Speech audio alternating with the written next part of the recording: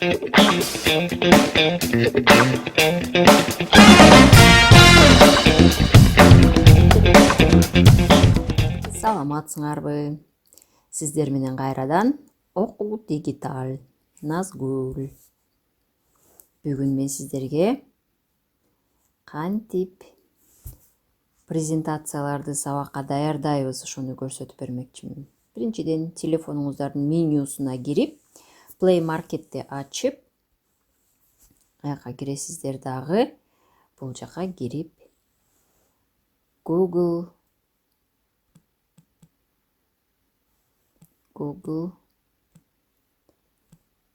презентация деп жазасыздар. Жазганда мына өзү чыгып калды, Google презентация деп. Ушуну тандап алабыз дагы, установить деп басамын. Телефонго көчүрүп алат. Эми көчүрүп алгандан соң, андан ары кантип, мынакей мунун алдында дагы башка дагы программалар турат, аларды алып өзүңөр ачып көрүп, көчүрүп алып, ар кандай мүмкүнчүлүктөрдү текшерип карап чыксаңыздар болот. Бул даяр болуп калды. Открыть кирдим. Презентация, которая всегда под рукой дейт. Работать над документами даже без подключения к интернету. Интернет жок эле жазып алсаңар болот экен. Совместная работа, бирөөлөр менен чогуу, коллегаларыңыздар менен чогуу жасасаңыздар болот экен. Автосохранение в облаке дейт. Муну дагы өзүңөр сактап койгон жери. Презентации, PowerPoint.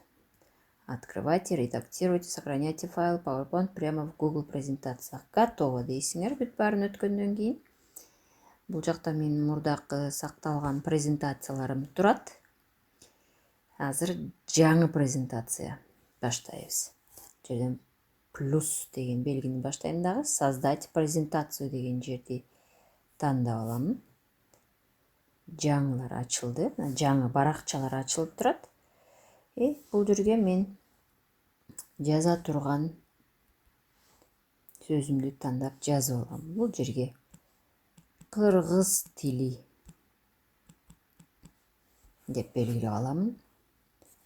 Андан сырткары бул жерге кыргыз тили экинчи класс, анан мугалимдин атын жазып койсо болот. Мугалими аты жөнүңүздөрдү жазып, Алыбаева деп койсоңуздар болот. Андан сырткары бул жерден эгерде тамгаларды кадимкидей компьютерде тергендей эле, бул жерден жирный шрифт кылып аласыңар. Тамгалардын чоңдугу, кичинесин бул жерден чоңойтуп кичирейтесиңер. Тамгалардын өңдөрүн өзгөртүп, алмаштырып алсаңыздар болот. Основной деп турат бул жерде, башка өңдөрдү тандап жазып алсаңыздар болот. Мынакей жазып алдык. Бул эми биздин баштапкы шаблон болду. Бул жерге рамочкаларды да түзүп алсаңыздар, кошуп алсаңыздар болот экен. Экинчи баракты кошобуз. Экинчи баракка мен дагы ушундайды кылам дагы. Бул жакка кайра эки жолу басып койсоңуздар, тетиги төрт бурчтук көрүнүп калганын ичине, ушул жерге андан кийин жаза баштаса болот экен. Мынакей басып койгондо курсор пайда болду. Эми жаза баштайм. Аточ деп. Аточтор кайсылар? Атоточ кайсы суроого жооп берет? Суроосу ким, эмне деген суроого жооп берет. Кандай белгиленет сүйлөмдүн ичинде? Жана кайсы сөздөр ал жака кирет? Аларды жазып көргөзөсүңөр, теманы түшүндүрүп, кадимкидей сүрөт кылып көрсөтүп, жазып көрсөтсөңүздөр болот. Бул жактан кайрадан тамгалардын өңүн тандап алып, башка өңдөр менен жазсак болот экен. Бул жака ал менин китебим. китебим.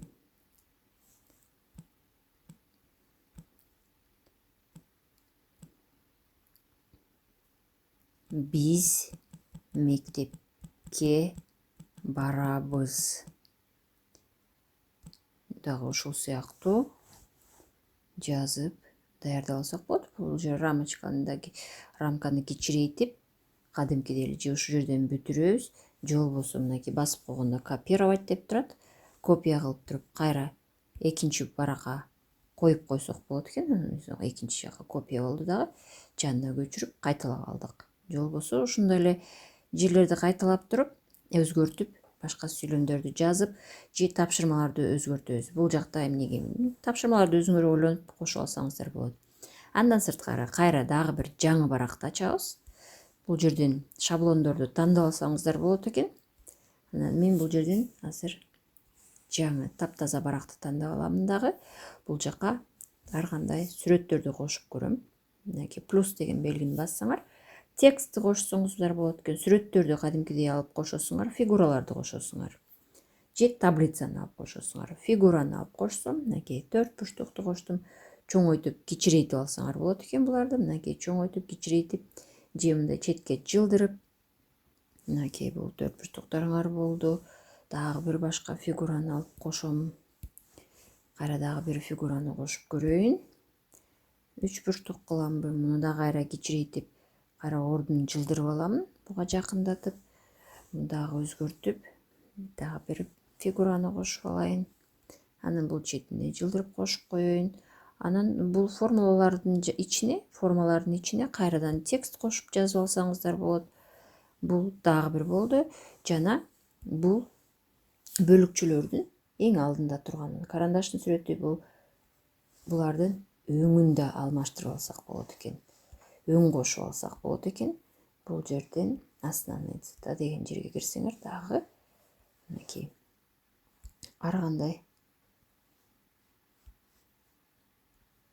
мынакей өңдөрдү колдондук. Дагы бир жаңы баракчаны ачабыз дагы.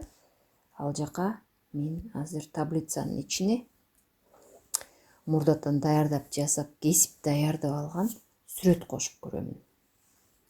Мынакей выбрать из галереи деп турат. Жосу сүрөткө өзүңөр тартасыңар. Мен муну альбомдун барагына эле өзүм колго сүрөттөрдү тартып туруп, кайра жасап, кесип даярдап алган болчумун. Анан ошолорду бул жерге коюп көрөм көрсөтмө катары. Мынакей мындай кылып китепче кылып жасап алдым. Кайра бул жака дагы өзгөртүп, дагы башка сүрөттү кошом. Изображениеден кайра выбрать из галереи. Башка бир сүрөттү алайын дагы. Аны бул жерге коюп алам. Аны кичирейтип, өзүмдүн баракчама чактап, чоңойтуп, кичирейтип коюп алам. Мынакей коюлуп калды. Мен ата точтун темасынан башка жакта көздөй жылып кеттим. Башка кепке кирип кеттим, бирок болгон мүмкүнчүлүктөрдүн баарын көргөзүп жатам. Бул жака кайсыларды коюп колдонсо болот экен. Болду. Ошо менен болгон мүмкүнчүлүктөрдү көрсөттүм окшойт. Эми бул жерден мынакей комментарий кошуп жазып койсоңор болот экен. Кайра артка жылам дагы. Эми ушу менен темамды бүтүрүп, мынакей доступ и экспорт дегенди тандап аласыңар. Мынакей кайрадан эң үстүндөгү бу 3 чекит, оң жактагы үстүндөгү 3 чекитти бассаңыздар көп сөздөр чыгат экен. Новая презентация, ушунун бааттар темасын өзгөртсөңүздөр болот. Баарын кошкон, анан доступ и экспорт дегенди басасыздар. Басканда сохранить как дегенди басып, мынакей бул жакта болгон түрлөрүн чакырып жазып берди. PNG дегенди сактап койсоңор болот экен. PDF кылып сактап алсаңар болот экен. Мен бул учурда азыр PDF-ти тандап алып, ошо жерге сактап көрөйүн. Менин презентациям сакталып калды. Мынакей кыргыз тили, 2-класс, мугалими Алыбаева деп. Мындай кылып кичинекей кылып презентация даярдадым. Кыскараак болсун деп. Эми презентациям даяр болду. Эми муну мен көчүрүп кай жака сакталат экенин көрөм дагы. Акырын диск Яндекс.руга сохранить эт деп атат. Жок, бул жактан кайра чыгамын, ал жака сохранить этпейм. Менин башка жерге өзүмдүн телефонума сакта деп берейин.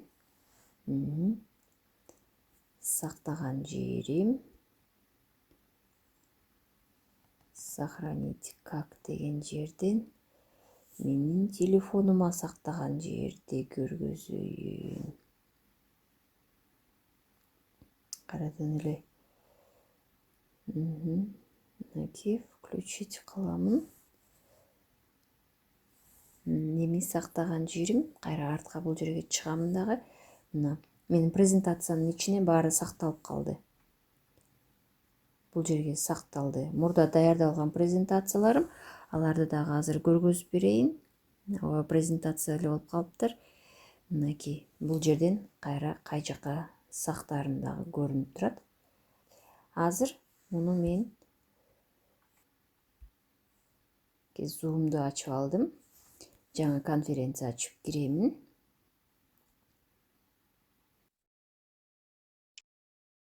Жаңы конференцияны ачып алдым. Баары кошулгандан кийин жашыл доска аркылуу киремин дагы. Эми мен болгон документи менен запоминающий совместное использование. Мынакей көрүнө баштады. Мынакей азыркы даярдалган презентациям. Бул жерде бөлүшүп көрсөтүп атам сабагымды. Артка жылдырып, алдыга жылдырып, же болбосо муну өчүрөм дагы. Кайра мурдакы башка презентациямды дагы мынакей математикага даярдалганым мында болуп көрүнүп турат мурдакы. Мынакей.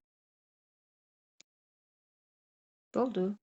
Болгону ушул экен.